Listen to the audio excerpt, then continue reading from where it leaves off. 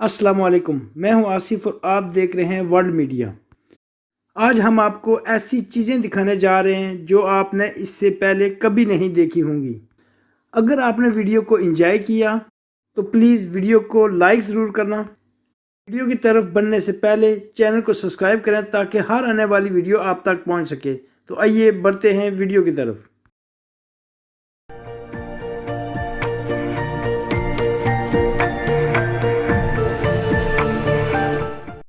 ये African monkey हैं। इनको चैंपियंजी कहा जाता है। इस कुल अर्ज पर सबसे स्ट्रॉन्गेस्ट मंकीज़ हैं। बियोलॉजिस्ट का कहना है कि जब ये एग्रेसिव होते हैं तो इंसान से 4 टाइम्स स्ट्रॉन्ग होते हैं। ये चैंपियंजी आसानी के साथ शेर को, लायंस को मार सकते हैं।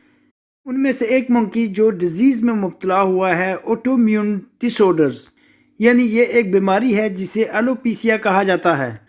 इस बीमारी की वजह से इस मंकी के तमाम बाल जिस्म से गिर गए हैं। लेकिन अब आप आसानी के साथ देख सकते हैं कि ये कितने स्ट्रॉन्ग मंकीज़ हैं। इनके मसल देखें जो एक ह्यूमन बीइंग से कई गुना स्ट्रॉन्ग हैं।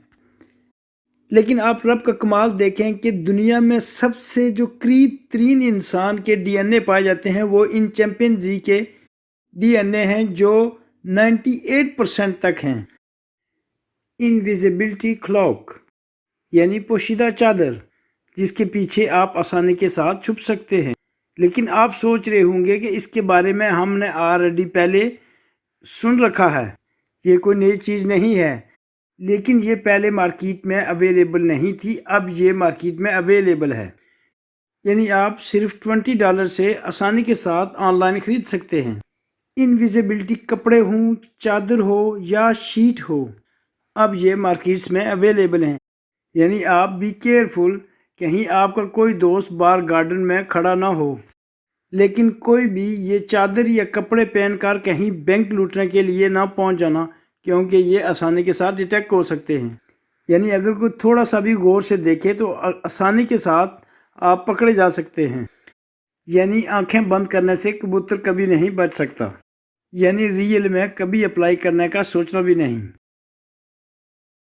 न्यू बॉर्न बेबी टर्टल जिसका दिल बाहर नज़र आ रहा है। न्यू जर्सी में एक खातून जिसके पेट कछुए हैं, यानी पेट्स के तौर पर उसको कछुए पालने का शौक़ है। 2019 में ये कछुआ पैदा हुआ। इसका दिल यानी इसका हार्ट इसकी चेस्ट से बाहर था। इस औरत ने इसका नाम होप रखा, यानी उम्मीद। और इस बेबी कछुए का कलर रेड एंड वाइट है। उस औरत का कहना है कि इस कछुए को दूसरे कछुओं से अलग रखा हुआ है क्योंकि ये बेबी कछुआ बहुत ज़्यादा सेंसिटिव है।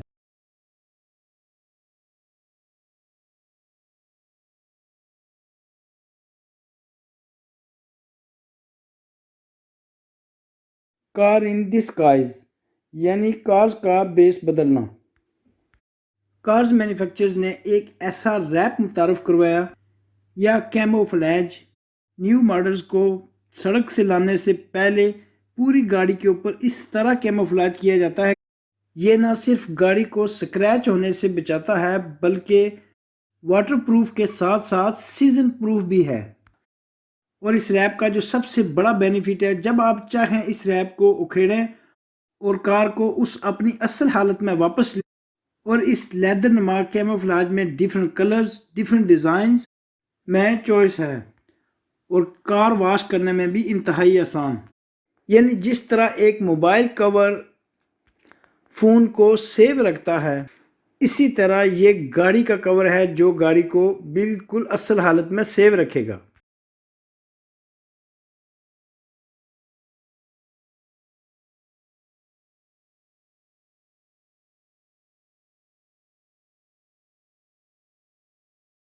Bubble net.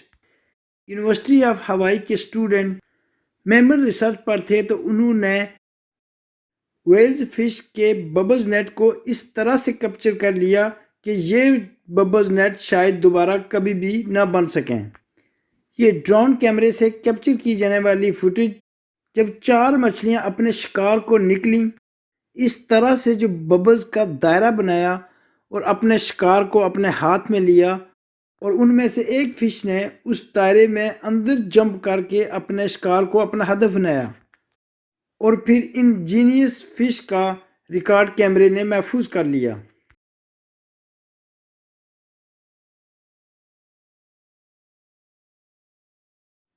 اب ہم آپ کو ایک ایسی چیز دکھانے جا رہے ہیں جس سے نہ صرف آپ کے علم میں اضافہ ہوگا بلکہ آپ فخر بھی محسوس کریں گے۔ اینشینٹ ونڈ ملز یعنی قدیم ونڈ ملز ٹیکنالوجی۔ یوں تو پوری دنیا اس چیز کو مانتی ہے کہ سائنس کی بنیاد مسلمانوں نے ہی رکھی تھی، لیکن آج آپ ایک چھوٹا سا اس کا پروف بھی دیکھیں۔ یہ ٹیکنالوجی ایران میں 1000 سال پرانی ہے، اور یہ انٹرسٹڈ یہ ہے کہ آج بھی یہ سیم اسی طرح کام کر رہی ہے۔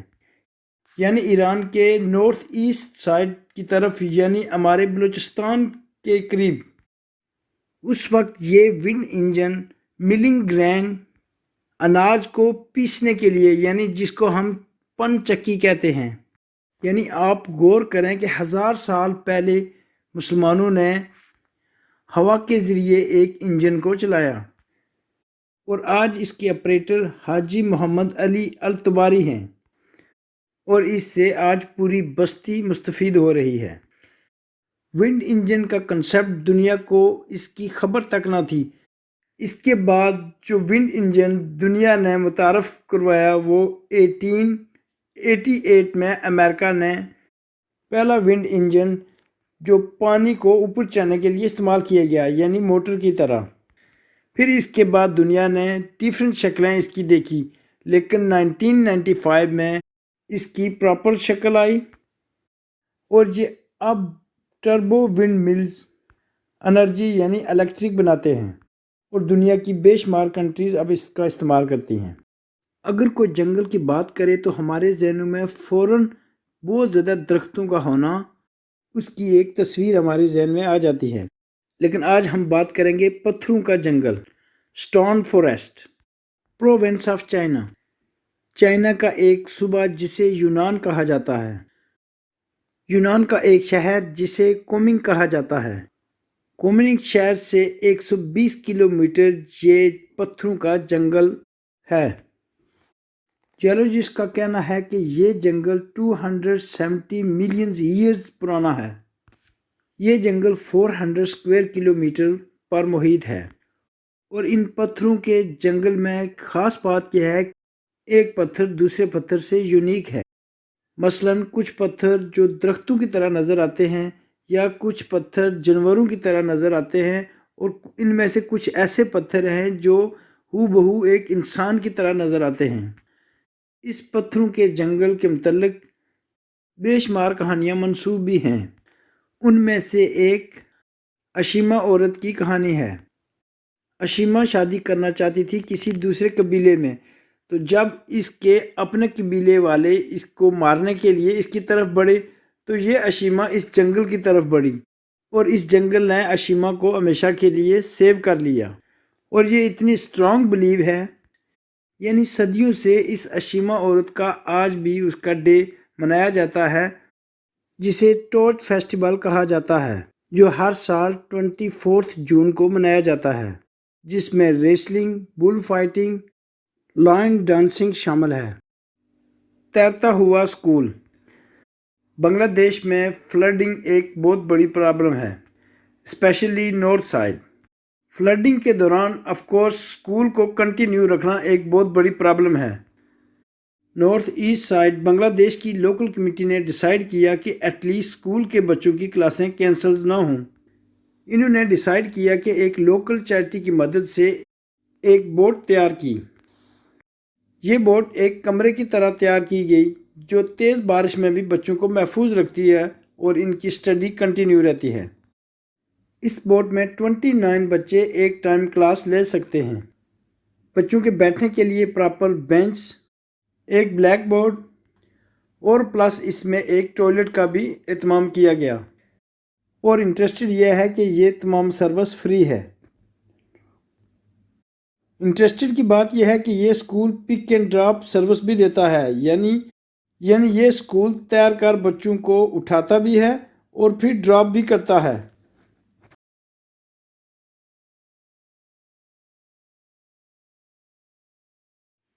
हैश क्लाउड, राख के बादल। चिल कंट्री के एक शहर कलबुको में। ये chill country south America Argentina country के करीब है। जिस तरह आप कार्डबोर्ड या पेपर यानी गत्ते या बहुत ज़्यादा पेपर्स को आग लगाई जाए तो जिस तरह से वो जो हैश निकलती है, जो राख उड़ती है, ये इसी तरह एक फुहारे की मानिंद कलबुको शहर में ज़मीन से निकलती है। इसके बारे में कहा जाता है कि ये 36 टाइम्स अब तक निकल चुकी है, यानी लेकिन इस 20वीं सेंचुरी में 3 बार निकल चुकी है। यानी पहली बार 1906 में और फिर दूसरी बार 1972 में और लास्ट टाइम 2015 में।